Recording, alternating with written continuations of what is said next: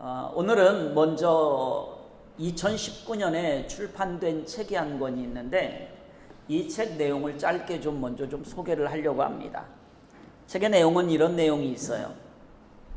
우리 집은 가난했다. 내가 갓난아이였을 때는 컨테이너에서 산 적도 있다고 한다. 내가 축구를 본격적으로 배우기 시작했을 때 아버지께서 나를 데리고 다녀야 한다고 소형 중고차 한 대를 구해오셨다. 120만 원을 주셨다고 했다. 비가 오면 창문 틈으로 빗물이 줄줄 샜지만 그래도 자가용이 생겼다며 우리 가족은 좋아했다. 하지만 세상은 정말 차가웠다. 주위에서 아버지가 똥차를 몰고 다닌다며 손가락질을 했다.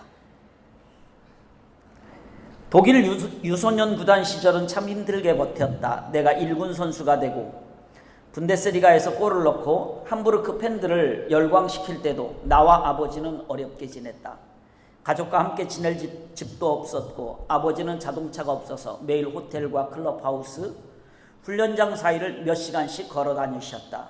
훈련이 시작되면 갈 곳이 없어 혼자 밖에서 몇 시간씩 추위를 견디며 기다리셨다. 비를 피할 곳도 없었다. 숙소에서 사감 선생님의 눈을 피해 밥솥을 벽장 안에 밑반찬을 책상 아래 숨기며 생활했다. 라이징 스타 아들을 둔 아버지는 매일 몇 시간씩 추위를 뚫고 먼 거리를 걸어 다녔고 어머니는 한국에서 매일 마음을 졸이며 기도만 하셨다. 책 내용입니다. 그가 인터뷰한 내용은 이런 내용이 있어요. 남들이 보기에 제 모습이 화려해 보일지 몰라요. 중요한 건 그게 현재의 겉모습이라는 겁니다. 힘들었던 과거와 뒤에서 이루어지는 노력은 겉으로는 드러나지 않죠. 어려웠던 날이 훨씬 많았어요. 화려함과는 거리가 멀죠. 제가 이렇게 책을 내기로 한 이유이기도 해요.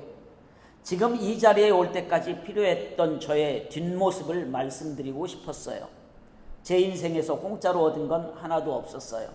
드리블, 슈팅, 컨디션 유지, 부상 방지 등은 전부 죽어라 노력해서 얻은 결과물이라고 믿어요. 어제 값을 치른 대가를 오늘 받고 내일 받을 대가를 위해서 오늘 먼저 값을 치릅니다. 후불은 없죠. 지금 저는 자제하고 훈련하면서 꿈을 향해 달리고 있어요. 라고 인터뷰를 한 내용이 있어요. 축구를 하며 생각한 것들 2019년 손흥민이 쓴 첫 에세이 책입니다. 손흥민 선수가 크리스찬인지 아닌지 저는 잘 모르겠어요. 하지만 손흥민 선수가 힘들고 어려운 순간에 인내하지 못했다면 그는 세계적인 선수, 많은 사람들로부터 존경받는 선수가 되지는 못했을 것입니다. 이처럼 나의 삶과 신앙생활 역시 힘들고 어려운 순간에 인내하며 최선의 노력을 다하는 이 선수들과 같다라고 저는 생각합니다.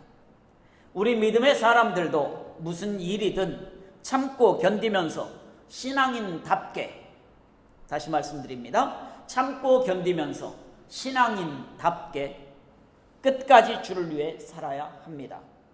신앙을 지키면서 주님이 부르실 그날까지 나의 모든 전 인격을 들여서 주님을 위해 최선의 삶을 살아야 합니다.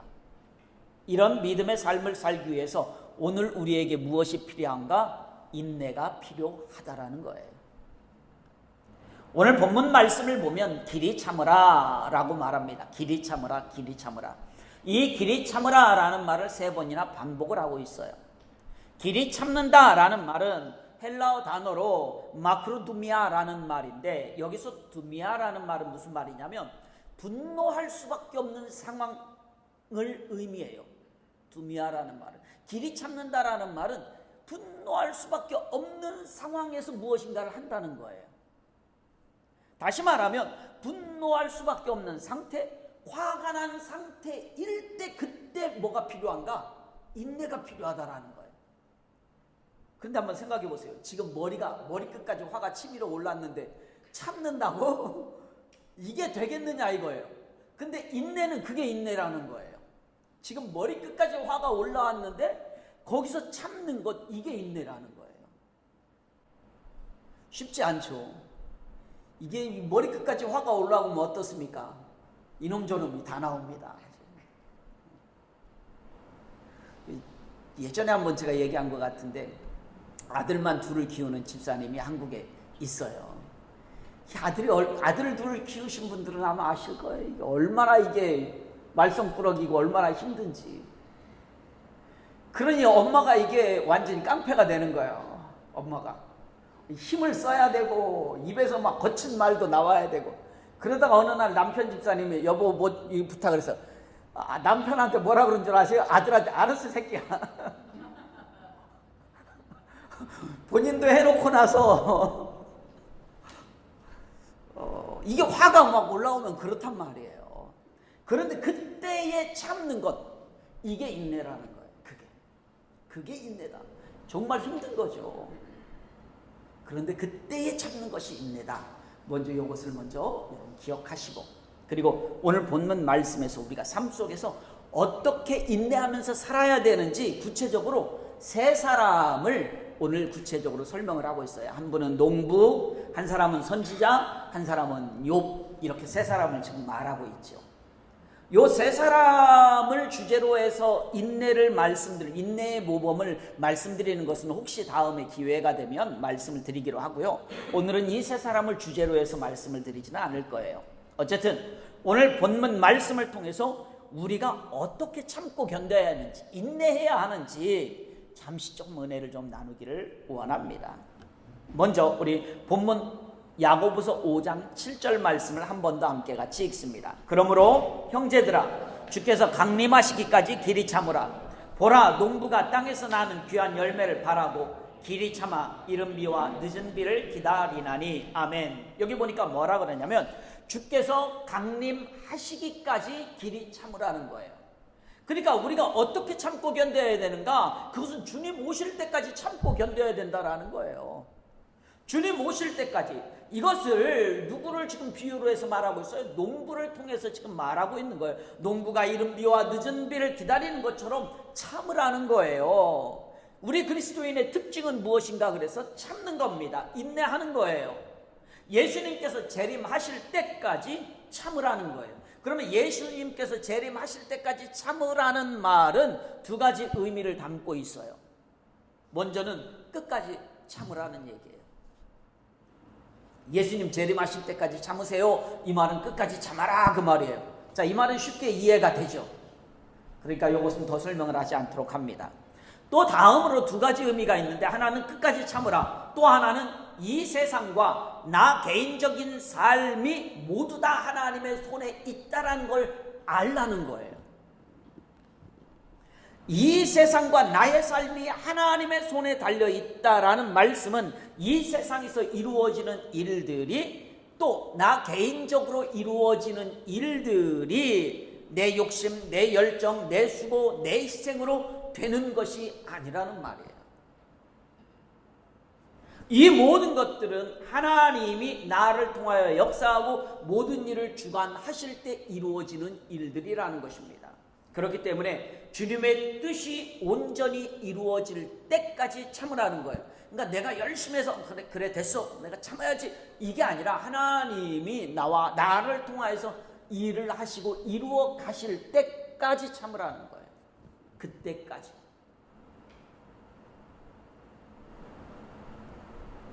오늘 우리는요, 각자에게 맡겨진 사명이 있습니다. 내가 있는 그 자리에서 묵묵히 그것을 이루어 나가는 거예요. 그러면 하나님께서는 우리의 각자 한 사람의 사명을 이루어 나가는 것이 무슨 하나님의 큰 일을 이루어 나가는 것이겠습니까? 많은. 그럼에도 불구하고 내가 내 자리에서 내 일을 이루어 나가고, 여러분이 여러분 자리에서 여러분의 사명을 이루어 나가고, 이렇게 이루어 나가면 그것들이 모아져서 하나님은 그 모든 것들을 통해서 하나님의 엄청난 역사를 이루어 가신다라는 거예요. 그러니까 이 얘기는 내 자리에서 하나님의 뜻을 묵묵히 이루어 나가는 겁니다. 예를 들자면 정치인은 정치하는 그 자리에서, 기업인은 기업하는 그 자리에서, 교사는 교사의 자리에서, 학생은 학생의 자리에서, 나에게 주어진 그 자리에서 맡겨진 사명을 잘 감당하는 것. 언제까지요? 끝까지 잘 감당하는 것. 그것이 바로 무엇인가? 주님 재림하실 때까지 참는 거라는 거예요. 그냥 내 자리에서 조금 하다 끝나는 게 아니에요. 또 주님 오실 때까지 참고 기다리라고 말씀하고 길이 참으라고 말씀하고 있는데 주님 오실 때도 두 가지 의미가 있습니다. 먼저 하나는 어떤 의미가 있어요? 주님께서 오셔서 내 영혼을 데려가는 것. 이게 주님 오실 때예요. 그때도 보통은 개인적인 종말이라고 합니다. 이 땅에서 주어진 시간을 살다가 주님께서 부르실 때 주님 곁으로 가는 것, 그것이 바로 주님께서 부르실 때예요. 오실 때예요. 그리고 또 하나는 예수님께서 구름 타고 천사장의 나팔 소리와 함께 이 땅에 오실 때를 말합니다. 우리가 흔히 얘기하는 세상의 마지막 때를 말하죠. 그때도 역시 주님 오실 때입니다. 오늘 방금 읽은 7절 말씀에 언급된 때는 바로 그때를 의미하고 있어요. 이때 모든 사람이 주님의 심판을 받게 되는 것입니다. 그러면 주님이 오실 때가 제가 두 가지라고 그랬죠. 내 개인적인 종말, 내가 죽을 때, 그때에도 마찬가지고, 또는 언제? 우리 주님 다시 오실 때에도 마찬가지라고 말씀을 드렸어요. 우리의 생명의 연수가 다하든지, 그래서 내가 이 세상을 떠나든지, 아니면 주님이 오셔서 마지막 때에 주님이 오셔서 나를 다시 부르든지 간에 우리는 한순간 한순간 최선을 다해서 이 땅에 살면서 충성하면서 사는 삶이에요. 그게 무엇인가? 주님 오실 때까지 참는 거라는 거예요. 마치 농부가 농사를 지으면서 열매를 기다리는 것과 마찬가지예요. 열매 아직 없잖아요. 농부는 봄에 씨를 뿌립니다. 비가 오기를 기다립니다. 그리고 신경을 써서 어떻게 합니까? 풀도 뽑아줘요. 잘 농작물을 손질하고 가꾸어 줍니다. 그리고 무엇을 기대하는 거예요? 열매를 기대하는 거예요. 기다리는 거예요. 이러한 그럴 때의 풍성한 수확을 얻을 수가 있습니다. 이러한 풍성한 수확을 얻기 위해서 신경도 많이 써야 하고 육체적인 수고도 아끼지 않아야 합니다. 농사 짓는 일은 매우 힘든 일이고 기다림의 훈련이 필요한 일입니다. 그렇다면 우리는 이 기다림을 어떻게 기다려야 되겠느냐라는 거예요. 어떻게 기다려야 될까요? 우리 야고보서 본문 5장 8절 말씀을 함께 읽어봅니다. 너희도 길이 참고 마음을 굳건하게 하라. 주의 강림이 가까우니라. 아멘. 여기 보니까 뭐라 그랬어요? 마음을 굳건히 해라 라고 말씀하고 있어요. 마음을 굳건히 해라. 낙심하지 말고 주님께서 오시는 날까지 기다리고 참으라고 말씀하고 있고, 그 다음에 굳센 믿음의 마음으로 인내하라고 말씀하고 있어요. 갈팡질팡 흔들리지 말라는 얘기예요. 왜냐? 이 세계와 나의 인생은 내 힘으로 이루어지는 것이 아니라 하나님께서 이루어 가시는 것이기 때문에 그렇습니다. 그렇기 때문에 우리는 낙심할 이유가 없어요. 오히려 낙심이 될 만한 상황이 생길 때 우리는 어떻게 해라? 마음을 굳건하게 하라는 거예요. 그래서 주님 다시 오시는 그날까지 끝까지 참고 견디며 인내하라는 것이에요. 근데 이 쉽지가 않아요. 마음이 막 흔들려요. 그렇잖아요. 무슨 일을 만나면 마음이 흔들려. 이럴까 저럴까. 그때 우리는 누구를 바라보는가? 주님 다시 오실 그날을 바라보는 거예요. 다시 말씀드리면 하나님의 말씀, 저 같은 경우는 그래요. 그러면 그때 기도합니다. 마음이 막 흔들려. 저라고 왜 안 흔들리겠습니까? 제가 하나님도 아니고 믿음이 여러분이나 저나 거기서 거기에요. 하나님 보실 때는요. 하나님 보실 때는요, 저나 여러분이나 믿음이 다 거기서 거기에요. 그래서 저도 흔들려요. 그때 흔들릴 때 기도합니다. 그리고 하나님의 말씀이 기억이 나요. 어제 새벽에도 기도하는데 하나님이 그런 어떤 마음을 주셨어요. 그래서 제가 어떤 분에게 그래서 안 되겠다. 오늘은 내가 메시지를 보내야지. 기도의 제목을 가지고 기도하다 보냈어요. 그때 찬양도 생각이 나고 있어요. 이 찬양도 보내드렸어요. 유튜브 찬양. 웨이메이커. 길을 만드시는 하나님. 길을 만드시는 하나님이 우리의 신체에 있는 그 모든 것, 우리의 인생의 길을 못 만드실까? 세상을 만드신 하나님, 없는 길도 광야의 길을 내시는 분, 사막의 강을 내시는 그 하나님께서 길을 못 만드시겠느냐라는 거예요. 그 하나님 당연히 만들어요. 그런 말씀들을 붙들고 그리고 다시 믿음으로 굳건하게 서는 거예요. 저라고 안 흔들리는 것이 아니라 똑같이 흔들려요. 그럴 때 그렇게 선다 이거예요. 오늘 어떻게 인내하라고 말하고 있는가? 주님 다시 오실 때까지 어떻게 마음을 굳건하게 하고 인내하라고 말씀하고 있어요. 우리 청년들도 마찬가지잖아요. 여러 가지 일들을 만날 때 이리 흔들리고 저리 흔들리고 미래가 잘 안 보이잖아요. 그림이 안 그려지잖아요. 그거는요 우리 청년들 뿐만이 아니에요. 어른들도 똑같아요. 미래가 안 그려지는 건 똑같습니다. 그 미래가 그려지면 그 사람은 사람이 아니죠. 하나님이죠. 그럴 때 흔들리지만 그때 우리 주님 바라보고 말씀 붙들고 우리의 마음을 굳건하게 하는 거예요. 믿음으로. 오늘 주님 다시 오시는 그때까지 마음을 굳건하게 하고 끝까지 참고 인내할 수 있기를 소원합니다. 다음으로요, 우리는 어떻게 인내할 수 있는가? 불평하지 않고 참아야 합니다. 우리 본문 야고보서 5장 9절 말씀을 함께 읽어봅니다. 형제들아 서로 원망하지 말라. 그리하여야 심판을 면하리라. 보라, 심판주가 문 밖에서 계시느니라. 아멘. 인내할 때 어떻게 인내해야 되는가? 불평하지 말아야 한다는 거예요. 인내 참는 방법도 두 가지가 있어요. 불평하면서 참는 방법도 있고요, 불평 안 하면서 참는 방법도 있어요. 예를 들자면 이런 거예요. 우리 집에서요 저녁 때 가끔 그래요. 우리 사모님이 그래요. 사과 먹자. 사과 먹자. 사과 먹자는 얘기는 무슨 얘기일까요? 나보고 가서 꺼내와서 씻어서 잘라서 달라는 얘기예요. 나는 안 먹고 싶어. 나는 안 먹고 싶어. 그런데 사과 먹지. 귀찮어. 나 안 먹어. 먹고 싶은 사람 알아서 먹어. 그러면 아니, 사과 먹자고. 나보고 해달라는 거야. 가서 불평 투덜투덜 나오죠. 아니 먹으려면 본인이 먹지 나보고 왜 나 안 먹겠다는 나를. 그래서 손도 다쳤습니다. 제가 새벽에 이게 반창고 붙여져 있었던 분 아실 거예요. 왜 붙여 있는지 모르셨죠? 칼로 다쳤거든요. 이게 불평하면서 합니다. 참는 거잖아요. 투덜투덜 하면서 참아요.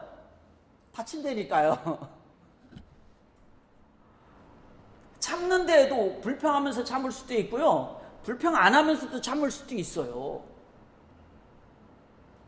그런데 뭐라고 말씀하고 있냐면 서로 원망하지 말라, 다른 말로 바꿔서 불평하지 말라는 얘기예요.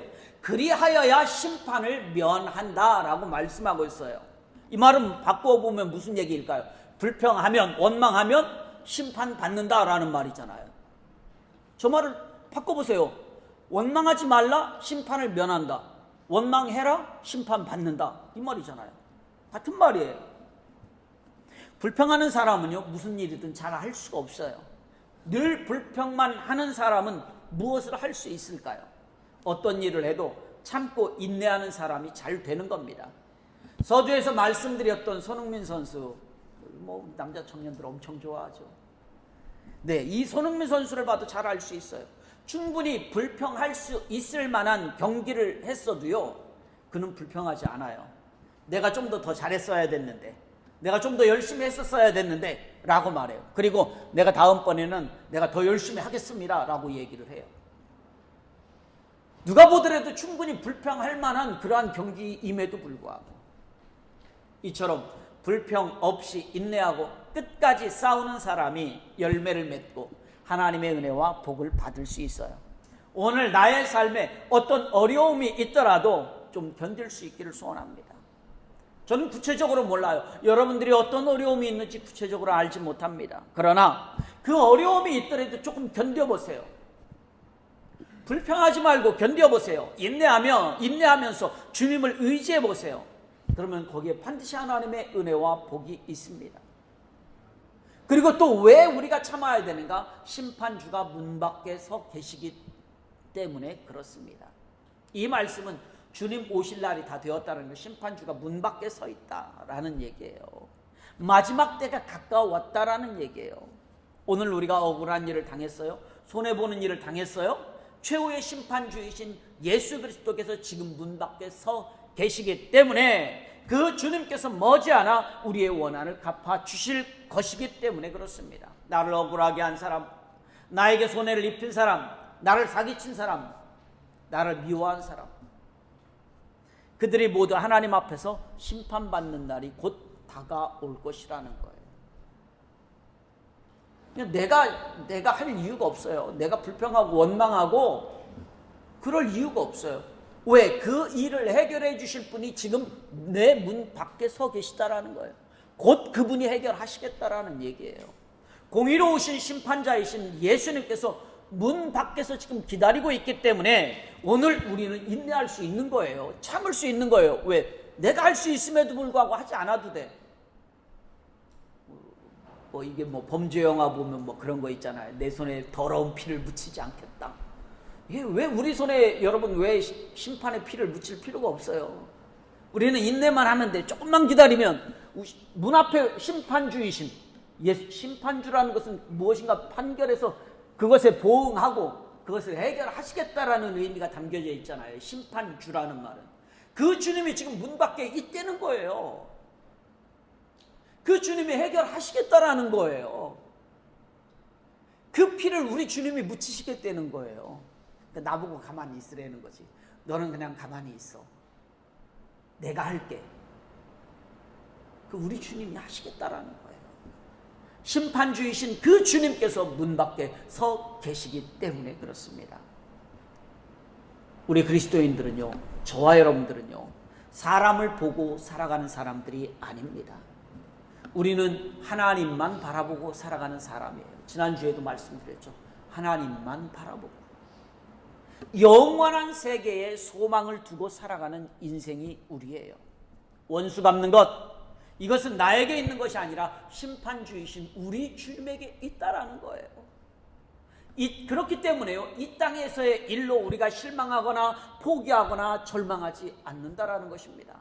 그래서 우리가 본받아야 될 인내하는 신앙으로서 선지자와 욥을 또 말하고 있잖아요. 우리 본문 5장 10절 말씀을 함께 읽어봅니다. 형제들아, 서로 원망하지 말라. 형제들아, 주의 이름으로 말한 선지자들을 고난과 오래 참음의 본으로 삼으라. 아멘. 자, 10절에 보면 그렇잖아요. 선지자들을 고난과 오래 참음의 본으로 삼아라, 모범으로 삼으라는 얘기예요. 우리 믿음의 선조들은 어땠습니까? 주님의 말씀대로 살기 위해서, 주님의 뜻을 이루기 위해서 수많은 고생을 했어요. 돌에 맞기도 했고요, 짐승에 물리기도 하고요, 감옥에 갇히기도 하고요, 동굴에 숨기도 하고요, 굶주리기도 하고요, 사자굴에 던져치기도 했습니다. 그럼에도 불구하고 그들은 인내했어요. 그 고통을 이겨냈습니다. 순교하면서까지 하나님을 원망하지 않았습니다. 오히려 그들은 기도하면서 찬송하면서 고난을 참고 견뎠습니다. 우리 야고보서 5장 11절 본문 11절 말씀도 함께 읽어봅니다. 보라, 인내하는 자를 우리가 복되다 하나니 너희가 욥의 인내를 들었고 주께서 주신 결말을 보았거니와 주는 가장 자비하시고 긍휼히 여기시는 이시니라. 아멘. 욥은 우리가 말할 때 인내의 대명사다라고 말하죠. 여러분이 아무리 큰 어려움이 있다고 해도 욥의 고난에 비하면 이건 세 발의 피도 아닙니다. 고난도 아니에요. 욥은 10명이나 되는 자녀들이 다 죽었습니다.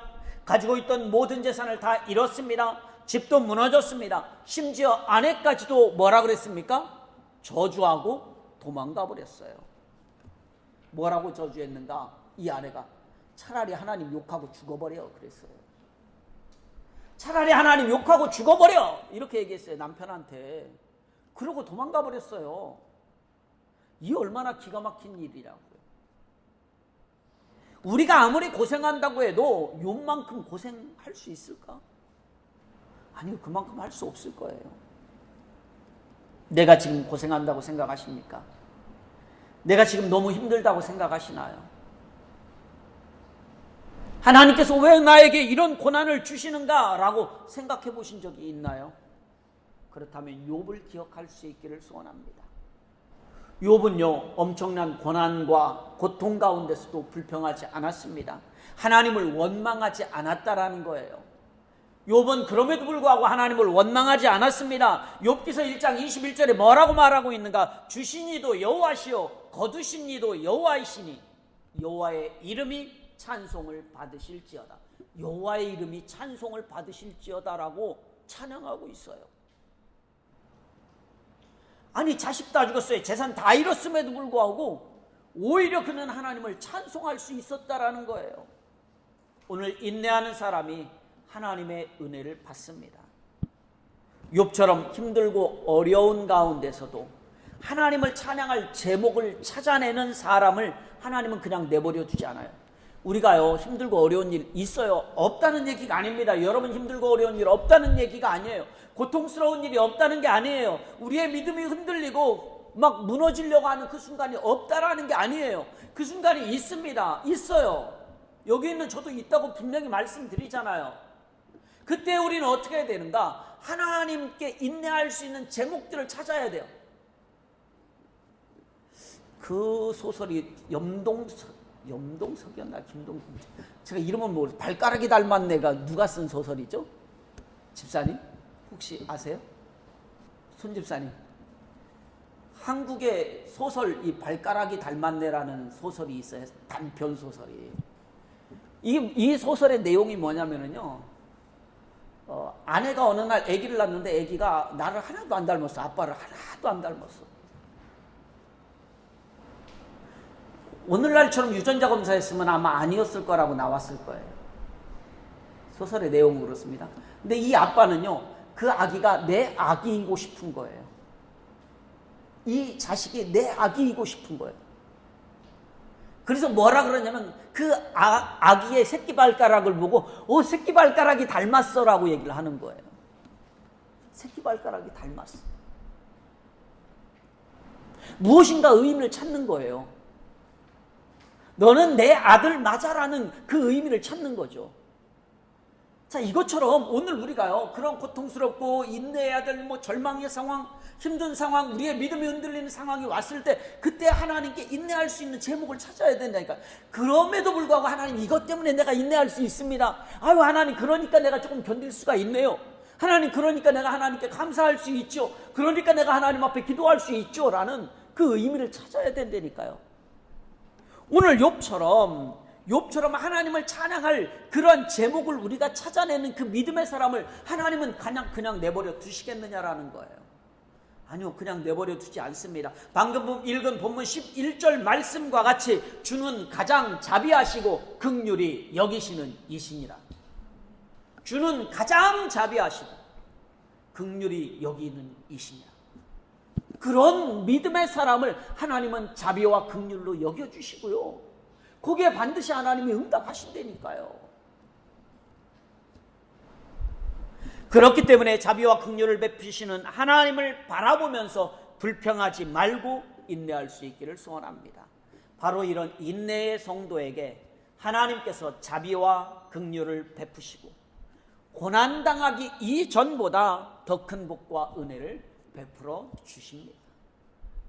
말씀을 맺으려고 합니다.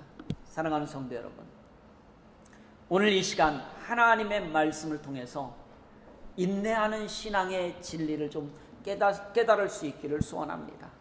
그래서 마지막 내가 숨을 거두는 그 순간까지, 아니면 우리 주님께서 다시 오시는 그날까지 주님께서 주시는 축복의 열매를 받을 때, 그때까지, 끝까지 주님이 베푸시는 복을 내가 누릴 그때까지 끝까지 참고 인내하는, 기다리는 그러한 믿음의 소유자가 다 될 수 있기를 소원합니다. 이제 이 한 주간의 삶 속에서 내 삶과 내 가정과 내 직장과 내 사업장과 우리 교회가 나의 인내하는 신앙으로 말미암아서 평안이 넘치고 기쁨이 넘치는 그러한 복된 한 주간이 되시기를 주님의 이름으로 축원합니다.